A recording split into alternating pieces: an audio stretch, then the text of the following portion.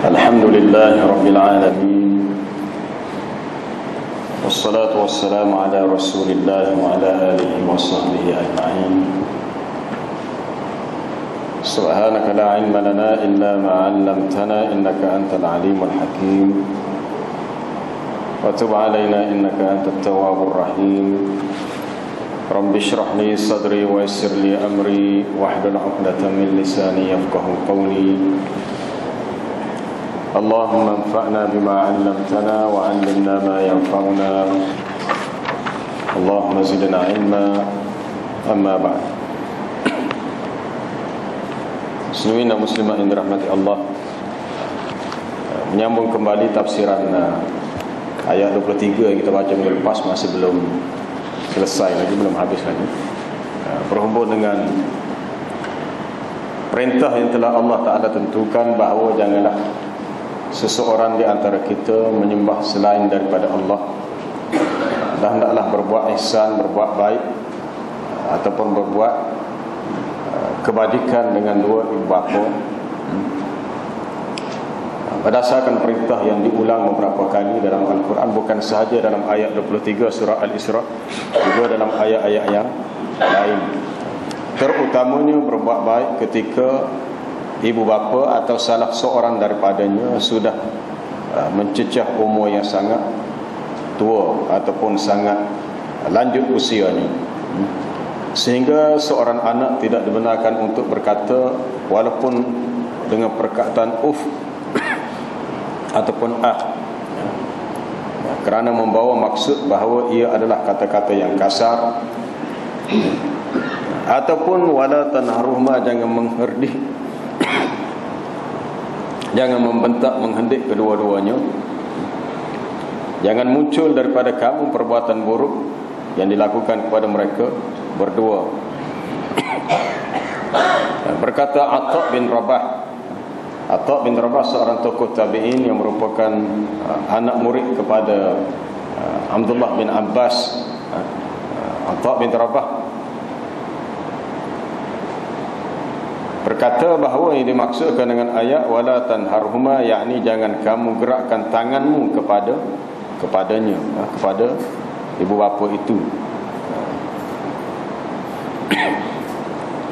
Lalu manakala Allah Ta'ala juga melarang daripada ucapan kasar dan perbuatan yang buruk, maka disertakan dengan perintah supaya berkata baik dan berkelakuan baik terhadap kedua-duanya. Wa kullahuma qawlan karima, ucapkanlah kepada mereka berdua dengan perkataan yang mulia. Perkataan mulia mana perkataan yang lembut, yang sedap didengar, yang tidak kasar, yang penuh adab dan hormat, di mana seseorang tidak boleh memanggil ibu bapanya dengan namanya, dia akan dikira tidak beradab. Sebagaimana para sahabat tidak dibenarkan memanggil Nabi SAW dengan namanya ya Muhammad, itu dianggap tidak beradab. La taj'alu du'a ar-rasul bainakum, la taj'alu du'a ar-rasul bainakum ka du'a'i ba'dikum ba'da. Janganlah kamu menjadikan panggilan terhadap Rasul sesama kamu sebagaimana panggilan antara kamu dengan yang lain. Jangan dipanggil nama. Panggillah gelaran yang lebih lembut, yang munasabah. Maka ibu bapa perlu dipanggil dengan ayah ke, bapa ke, ibu ke, abah ke, abi yang seumpamanya. Jangan dipanggil dengan namanya, itu dianggap kasar ataupun tidak hormat. Waqfid lahuma janahadh-dhull minar rahmah, dan rendahkanlah untuk kedua-duanya akan sayap kehinaan. Sayap kehinaan merujuk kepada sifat tawaduk, sifat merendah diri kerana adanya rahmat, adanya kasih sayang, bersifat tawaduk, merendah diri. Dan bacakanlah doa ini yang penting, Rabbirhamhuma kama rabbayani shaghira, wahai Tuhanku, kasihanilah mereka berdua sebagaimana mereka berdua telah mendidikku semasa aku masih kecil. Jadi berbuat baik pada bapa ni suatu amalan yang besar pahalanya. Tuan-tuan boleh baca dalam kisah Uwais bin Amir Al-Qarni yang sangat masyhur dalam sejarah. hidup di zaman Nabi SAW, tetapi tidak pernah ataupun tidak sempat bertemu dengan Nabi. Dia tinggal bukan di Madinah, bukan di Mekah, tapi di suatu daerah yang jauh di kawasan selatan di Yaman. Dan dia tidak boleh meninggalkan kampung halamannya sebab ibunya yang sudah tua tidak ada orang yang nak menjaga. Jadi dia terpaksa menjaga ibunya. Walaupun dia tidak dikenali oleh manusia di atas muka bumi, tapi Nabi mengatakan dia seorang yang sangat dikenali oleh malaikat di langit, dan doanya sangat dimakbulkan. Sehingga Nabi SAW berpesan kepada Sayyidina Umar Al-Khattab, kalau kamu bertemu dengan Uwais bin Amir Al-Qarni, mintalah kepadanya supaya dia mendoakan untukmu, supaya dia tolong doakan untuk kamu. Berkatnya doa dia, kerana dia seorang yang sangat berbakti kepada ibunya.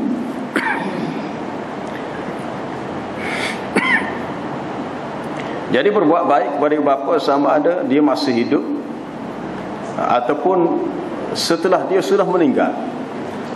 Setelah ibu bapa sudah meninggal, anak-anak masih berpeluang untuk berbuat baik kepada mereka.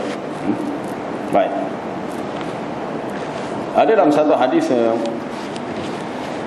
diriwayatkan oleh Bukhari dan Muslim daripada Malik bin Rabi'ah As-Sa'idi, katanya, baina nahnu julusun inda Rasulullah sallallahu alaihi wasallam. Kata Malik bin Rabi'ah As-Sa'idi, ketika kami sedang duduk bersama dengan Rasulullah sallallahu alaihi wasallam, iz ja'ahu rajulun min bani Salimah, datang seorang lelaki dari kabilah Bani Salimah dan berkata, ya Rasulullah, hal baqiya min birri abawayya syai'un aburruhuma bihi ba'da mautihima. Wahai Rasulullah, adakah masih berbaki, masih ada lagi lebihan sesuatu daripada kebaikan yang boleh aku lakukan untuk dua ibu bapaku selepas kematiannya? Lelaki itu bertanya, masih ada lagi tak saki-baki kebaikan yang boleh aku buat untuk dua ibu bapa aku setelah dia meninggal? Apa yang perlu aku buat setelah dia meninggal?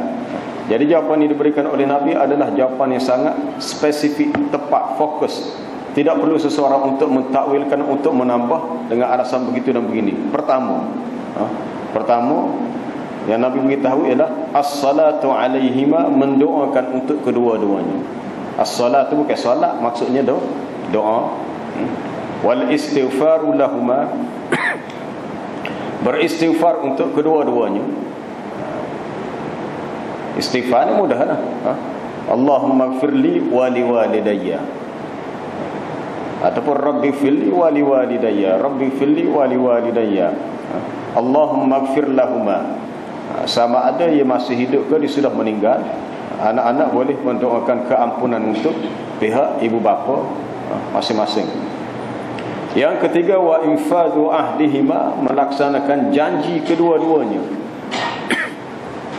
Kalau anak-anak tahu ibu bapa ni dulu pernah berjanji, maksud janji di sini janji nak buat sesuatu kebaikan, tetapi janji itu tidak sempat untuk dia tunaikan dengan sebab meninggal dahulu. Dia ada keinginan, kemahuan untuk buat sesuatu tapi tak ada buat. Maka anak-anak perlu penuhi hasrat ibu bapa sekiranya ia sesuatu yang baik. Yang keempat, wasilatul rahim allati la tusalu illa bihima, menghubungkan silaturahim yang tidaklah dihubungkan kecuali dengan sebab kedua-duanya.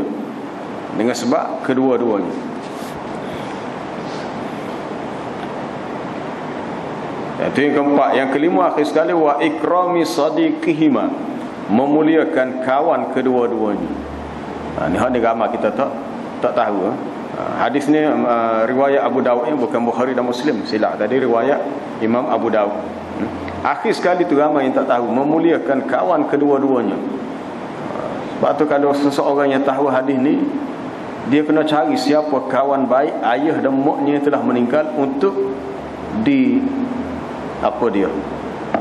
disambung hubungan persahabatan. Jumpa dia, tanya khabar, bagi hadiah, besar pahala. besar pahala. Pahala untuk ibu bapa kita, dia akan dapat pahala dengan sebab si anak menyambung tali persahabatan dengan kawan baik arwah ayah dan ibunya. Jadi pertamanya doa. Doa ni mudah. Anak-anak boleh doa pada waktu yang mustajab doa. Istighfar, ya. Bila-bila masa, sama ada waktu solat, selepas solat, waktu malam, waktu yang mustajab doa. Dan cara kita nak faham hadis ini adalah melihat kepada apa tindakan sahabat selepas Nabi beritahu begini. Adakah untuk doa, untuk istighfar, sahabat memahami terpaksa panggil orang ramai beripung buat malam ke-7, malam ke-10, malam ke-40 kematian, ke-100? Tak ada, tak wujud.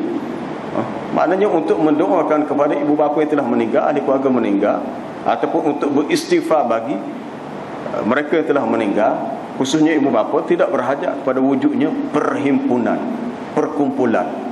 Masing-masing boleh buat secara nafsi-nafsi. Soal siapa atau tidak pahala baca Quran dan pahala zikir, itu masalah yang ulama berbeza pendapat. Tetapi dari segi kaifiat tidak ada khilaf.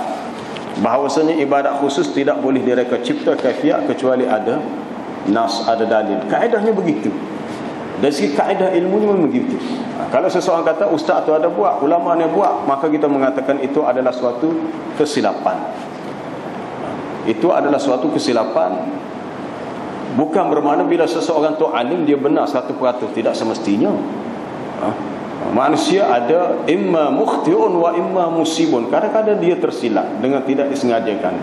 Ada kalanya dia betul. Hak mana betul kita boleh ikut. Tapi kalau dia tersilap, maka kita menaruh sangkaan baik bahawa dia tersilap dalam ijtihadnya, dan dia tetap dapat satu pahala atas kesilapannya kerana ia tidak disengajakan. Cuma bagi kita yang tahu, maka lebih baik kita tanazul, berundur dan mengambil yang lebih afdal, yang lebih utama. Kalau sekadar untuk doa, untuk istighfar, ianya sangat mudah. Sangat mudah. Mungkin hak payah untuk memenuhi janji ataupun menghubungkan silaturahim dengan ahli keluarga ibu dan bapa, dan juga memuliakan kawan kedua-duanya.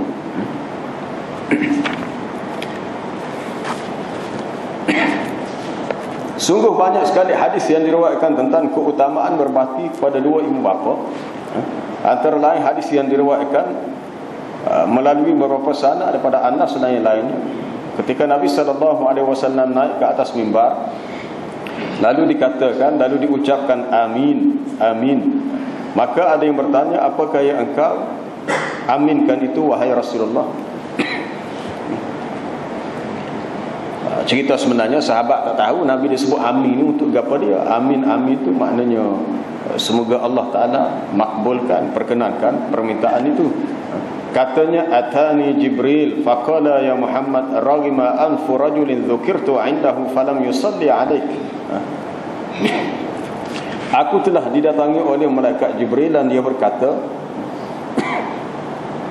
wahai Muhammad, raghima anfu rajulin, sangat hina orang yang, diterjemah begitu, raghima anfu rajulin. Ini satu kata-kata dalam bentuk ihana.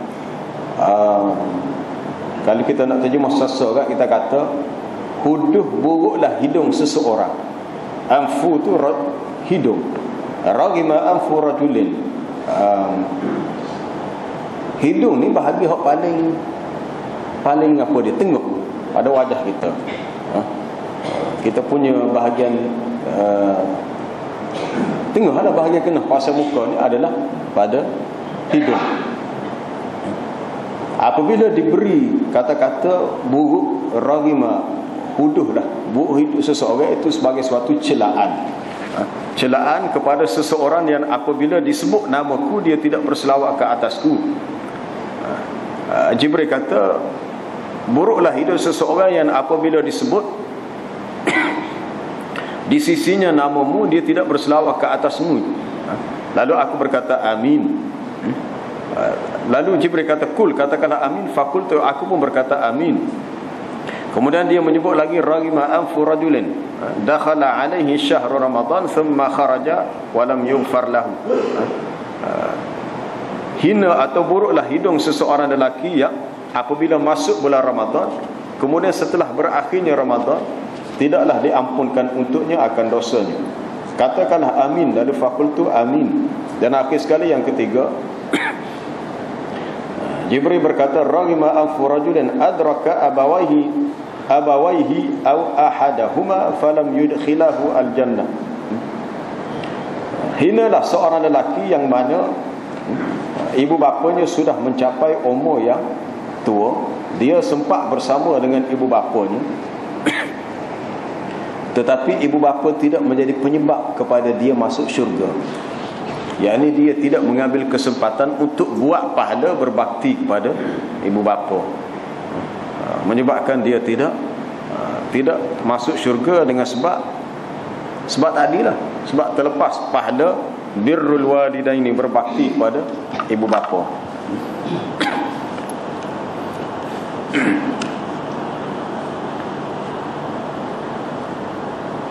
Dalam hadis lain, Imam Ahmad meriwayatkan daripada Muawiyah bin Jahimah As-Salami bahawa Jahimah pernah datang kepada Nabi dan berkata, wahai Rasulullah, aku ingin ikut berperang dan aku datang meminta pendapatmu. Nabi SAW bertanya, apakah kamu masih memiliki ibumu? Lalu Jahimah menjawab, ya. Rasulullah bersabda, falzamha fa innal jannah 'inda rijlaiha. Hendaklah kamu tetap bersama dengannya kerana sesungguhnya syurga itu berada pada kedua kakinya. Ini dalam bentuk kinayah.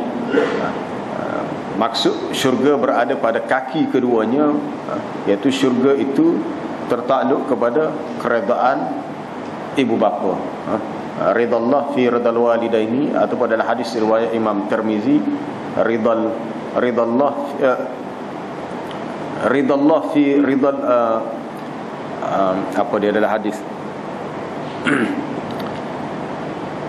keredaan Allah pada keredaan bapa dan kemurkaan Allah pada kemurkaan si bapa.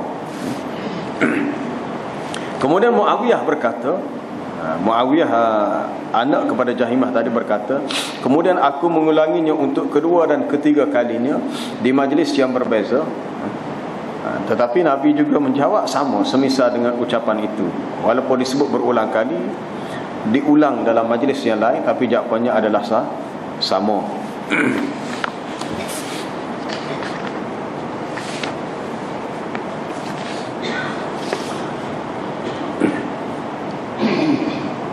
Jadi sebaik-baik doa adalah doa keampunan, doa doa yang diambil daripada Quran. Rabbighfirli wa liwalidayya wa liman dakhala baitiya mu'minan wa lil mu'minina wal mu'minat wa la tazididz zalimina illa tabara. Itu di akhir surah Nuh. Kemudian berhubung dengan kelebihan anak-anak yang mendoakan untuk ibu bapanya, Nabi SAW bersabda, innallaha la yarfa'u darajah lil 'abdi salih fil jannah. Sesungguhnya Allah Ta'ala akan mengangkat darjat bagi seorang hamba yang salih dalam syurga. Lalu si hamba itu bertanya, ya Rabb, anna li hadhihi, dari mana aku dapat darjat yang tinggi ini? Lalu Allah Ta'ala berkata, bistighfari waladika laka, dengan sebab istighfar yang dilakukan oleh anakmu untukmu. Ayahnya tak ada lama dah, tetapi mendapat kedudukan darjat yang tinggi dengan sebab anak yang masih hidup beristighfar untuk ibu bapa mereka. Bistighfari waladika laka, perkara yang sangat mudah untuk kita lakukan kalau kita belajar dan kita tahu. Kalau kita lakukan perkara yang sama dan kita harap lepas kita meninggal, anak kita pula akan buat perkara yang sama kepada kita.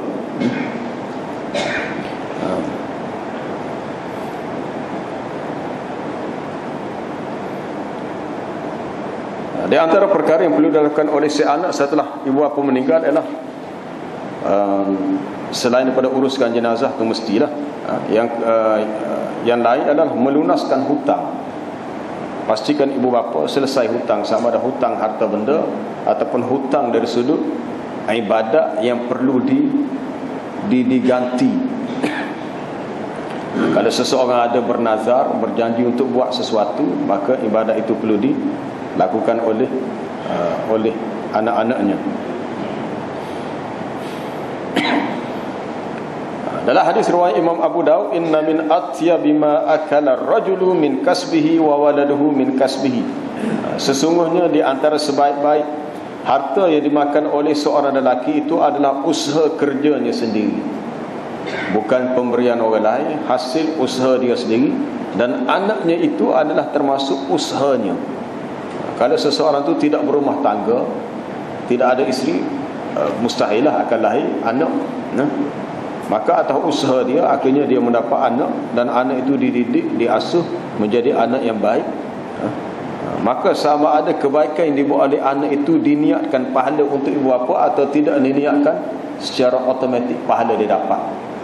Berdasarkan hadis ni, para ulama membuat kesimpulan, oleh kerana anak itu termasuk usaha si bapa, si ibu ini, apa-apa kebaikan yang anak buat walaupun tidak diniatkan secara khusus akan sampai. Mungkin bagi setengah orang tak faham, si ibu akan berkata, awal mengingat pokmu dia tu tak ada lama dah. Mengaji Quran itu jangan lupa hadiahkan kepada arwah pokmu yang telah meninggal. Mana si ibu tidak faham, kalau anak tu anak yang baik, dia baca Quran walaupun tidak diniatkan untuk disediakan pahala, memang pahala tu akan sampai secara automatik, dengan syarat si anak, khusus untuk si anak sahaja. Untuk si anak sahaja ataupun orang lain, itu ada perbezaan pendapat. Khusus untuk si anak. Apa sahaja kebaikan yang dibuat oleh si anak akan sampai kepada si bapa atau si ibu yang meninggal. Cuma tinggal lagi kada keburukan yang dibuat oleh anak. Sebab kita nak relate dengan ayat wala taziru waziratun wizra ukhra. Tidaklah orang yang berdosa menanggung dosa orang lain. Adakah bapa yang telah meninggal menanggung dosa yang dibuat oleh anak dia, sedangkan dosa itu bukan dia buat, anak dia buat? Kalau pahala dia dapat, tapi kalau dosa, kita kata kalau anak masih hidup buat dosa, mak pak dalam kubur boleh lagi dosa, boleh lagi gia dosa tadi. Ada seorang penceramah di TV sebut, dia kata kalau si anak tinggal satu waktu solat, malaikat akan mari layu api dekat pok telah mati ni. Wallahu alam, kita tak tahu dia ambil nas mana tu, sebab ini melibatkan alam ghaib. Kalau bercakap tanpa ada hujah, tanpa ada fakta, maka itu cakap orang Kelantan kata kecek atas angin. Tak boleh. Kecek atas angin agama ni mesti bercakap jelas. Dia mesti jelas, jangan duk macam kucak gitu. Tak ada sementara tak ada, mesti jelas. Kalaulah anak itu melakukan dosa atas sebab taksir, kecuaian mak pak, maksud taksir ni tak cara langsung, tidak beri pendidikan, tidak nasihat, tidak tegur sebagainya, maka itu salah mak ayah lah. Salah mak ayah. Tapi kalau ibu bapa sudah mendidik, sudah mengasuh, sudah mengajar, sudah segala belakang sudah dah, tapi anak tu masih dengan cara dia juga, tak berubah juga, maka kita boleh berpegang kepada ayat wala taziru waziratun wizra ukhra. Itu kena faham dua situasi yang berbeza. Mana ibu bapa telah melaksanakan tugas dia selesai, tapi anak tu masih gitu, maka salah anak lah. Tapi kalau si ibu bapa tu cuai, leka, bermakna dia tidak patuh kepada perintah Allah yang berbunyi ya ayyuhallazina amanu qu anfusakum wa ahlikum nara. Wahai orang-orang yang beriman, peliharalah diri kamu dan keluarga kamu daripada azab api neraka. Kalau usaha untuk jaga tu dah ada dah, tapi mungkin ada sedua perkara terlepas. Sebab ialah mungkin anak ni dipengaruhi oleh persekitaran, dia jadi liar, jadi sukar untuk dinasihati, maka itu sudah tidak menjadi kewajipan ibu bapa lah. Itu kita boleh berhujah dengan ayat wala taziru wazir wizra wala taziru wazir wizra. Allahu akbar, tersasut ni. Wala taziru waziratun wizra ukhra, dan tidaklah orang yang berdosa menanggung dosa orang lain. Ada pun sedekah siapa? Sedekah harta. Sedekah harta, sebab sedekah harta itu dipanggil ibadah maliyah. Ada pun soal solat, puasa, baca Quran, zikir, itu ibadah badaniyah. Kecuali yang ada dalil yang khusus seperti ibadah haji. Ibadah haji lain lah. Yang antara satu jenis ibadah dengan ibadah yang lain, dia tidak boleh dibandingkan dengan cara kiasan. Tidak boleh dibandingkan dengan secara kiasan. Mengkiaskan satu ibadah dengan ibadah yang lain atas tujuan untuk sedekah pahala, satu perkara yang sangat ditolak keras oleh Al-Imam Syafi'i rahimahullah.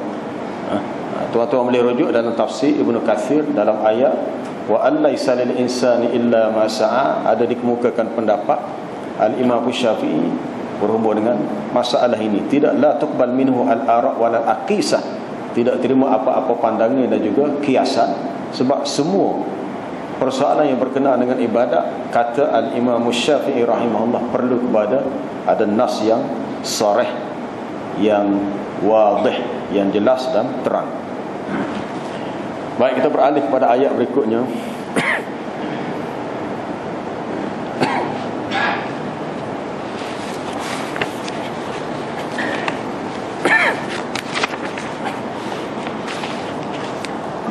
Rabbukum a'lamu bima fi nufusikum in takunu salihin fa innahu kana lil awwabina ghafura. Tuhanmu lebih mengetahui apa yang ada dalam dirimu atau apa yang ada dalam hatimu. In takunu salihin, sekiranya kamu adalah orang-orang yang baik, orang yang soleh, maka sesungguhnya dia, yakni Allah, Maha Pengampun bagi sesiapa yang bertaubat. Awabin, maksud awabin orang yang sentiasa kembali kepada Allah. Perkataan awabin merujuk kepada orang yang sentiasa kembali kepada Allah dengan bertaubat atau dengan beristighfar. Sa'id bin Jubair dipetik daripada kata-kata seorang tokoh tabi'in yang masyhur bernama Sa'id bin Jubair radhiyallahu anhu rahimahullah. Dia berkata, ayat ini mengenai seseorang yang berkata-kata atau berbuat sesuatu yang seakan-akan sedang marah kepada kedua orang tuanya, namun ucapan dan perbuatan itu sama sekali tidak sampai ke hati. Dia tidak bermaksud untuk menyakitkan hati, marah kepada mak ayah, tapi perbuatan itu seakan-akan begitu. Maka dia diberi kemaafan atas sifat yang dilihat agak kasar, kerana Tuhan tahu boleh jadi orang ini tidak maksud nak menyakiti mak ayah dia, tapi tiba-tiba mak ayah terasa atau tersinggung. Lalu dia beristighfar atas kesilapan dia, berkasar sehingga menyebabkan mak ayah rasa nak marah. Maka kata Sa'id bin Jubair, orang sebegini diberi kemaafan atas kesilapan dia sebegini. Sebab dia faham ayat ni ada kaitan dengan ayat yang sebelumnya. Ayat Rabbukum a'lamu ma fi nufusikum ada kaitan dengan ayat yang sebelumnya, berhubung dengan berbuat ihsan kepada ibu bapa.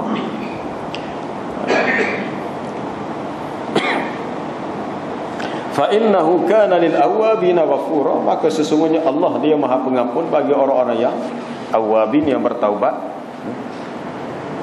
Berkata Qatadah, maksud awwabin orang yang taat dan selalu menunaikan salat.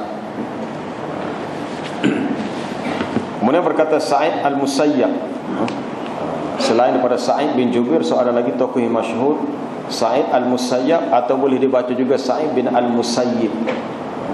Itu perbezaan pendapat ahli sejarah tentang nama ayah dia, Sa'id bin Al-Musayyab ataupun Sa'id bin Al-Musayyib. Boleh baca dua-dua. Maksud fa innahu kana lil awwabina ghafura, dia kata orang-orang yang melakukan perbuatan dosa kemudian mereka bertaubat, kemudian kembali melakukan dosa, lepas tu bertaubat pula. Mana orang yang sentiasa memperbaharui taubat di atas dosanya, sekalipun dosa itu berulang. Buat dosa taubat, tak lama lepas tu buat dosa pula, dia bertaubat pula. Awwabin maknanya orang yang kembali. Kami belajar dulu masyhur disebut solat awwabin ni solat sebanyak 6 rakaat antara maghrib dengan isyak. Tidak ada nas yang sahih, tak betul tu. Yang sahihnya sebenarnya solat awwabin adalah solat sunat duha. Solat sunat duha. salatul awabin hina tarmadul fisal. Salat awabin ketika anak unta mula kepanasan, merujuk kepada solat sunat duha. Kalau dalam Riyadhus Salihin, Al-Imam An-Nawawi rahimahullah meletakkan hadis tentang salat awabin ini dalam bab menyatakan salat sunat duha. Nama yang lain salat sunat duha adalah salat awabin. Bukan salat sunat 6 rakaat antara maghrib dengan isyak. Tapi ia merujuk, yang sahihnya merujuk kepada salat sunat duha. Tapi kalau kita baca kitab, kita terjumpa lah, adalah dia kata salat sunat awabin merujuk kepada salat sunat 6 rakaat dengan kaifiat sekian dibuat antara maghrib dengan isyak. Tapi bila dirujuk, ia adalah suatu yang tidak sahih. Yang sahih ia merujuk kepada salat sunat duha. Sesiapa boleh terima terpulang. Ada setengah tak boleh terima, dia kata abang ngaji lama dah ni, ada kita ikut tak apa. Kita cuma hanya beritahu antara yang sahih dengan tidak sahih. Nak terima, tak si terima tak apa. Yang sahihnya ya ada awabin antara maghrib dengan isyak. Ini ada. Tapi yang lebih sahih, salat awabin merujuk kepada salat sunat duha itu sendiri. Sebab salat duha ni boleh buat 2, boleh 4, boleh. Paling banyak Nabi buatlah 8. Salat sunat duha paling banyak Nabi buat 8. Kita boleh buat 2 pun ujian. Tak buat langsung dah, buat 2 pun tak apa dah.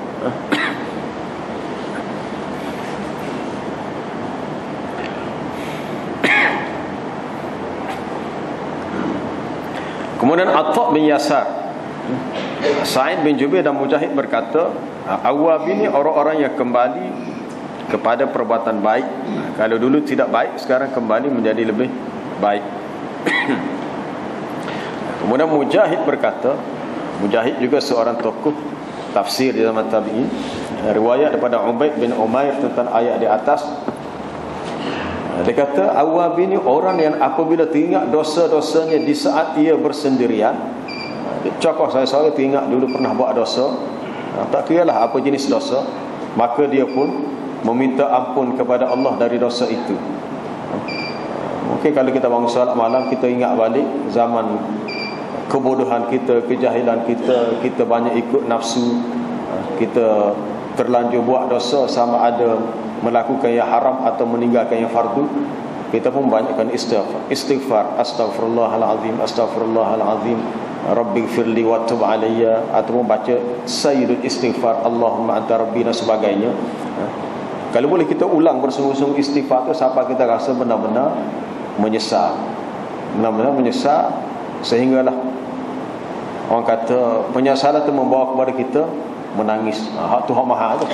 Kalau menyesal sampai kita menangis, la yalijun nar, tidaklah masuk neraka seorang lelaki yang apa dia, ainun, mata yang bakat min khasyatillah, yang menangis kerana takutkan Allah.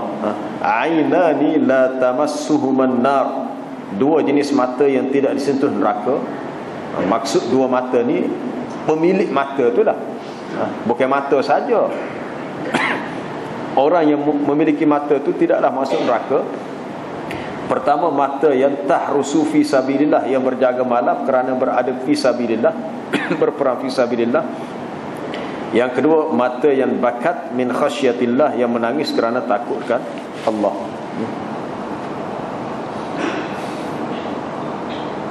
Dalam hadis yang sahih bahawasanya apabila pulang dari perjalanan yang jauh, Nabi SAW selalu membaca doa ni. Doa berbunyi ayibuna ta'ibuna abiduna li rabbina hamidun. Kami kembali dengan bertaubat. Ayibun maknanya rajiun. Perkataan nak tafsir perkataan awabin tadi, lil awabin. Ta'ibun bertaubat, abidun beribadat dan selalu memuji kepada Tuhan kami. Dalam awab ni banyak dalam surah Allah, dalam surah Sad. Surah Sad. Wazkur abdana Dawud dzal aidi innahu awwab. Allah Taala memuji Nabi Daud bahawa dia seorang hamba yang awwab, selalu kembali kepada Allah. Apa dia lagi?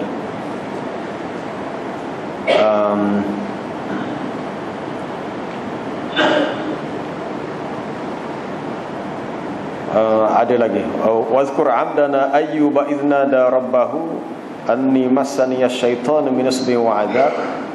Sapalah pada ayat, adalah beberapa ayat berikutnya disebut juga awwab. Mana kebanyakan sifat yang ada pada Nabi dan Rasul adalah orang yang awwab, sentiasa kembali kepada Allah.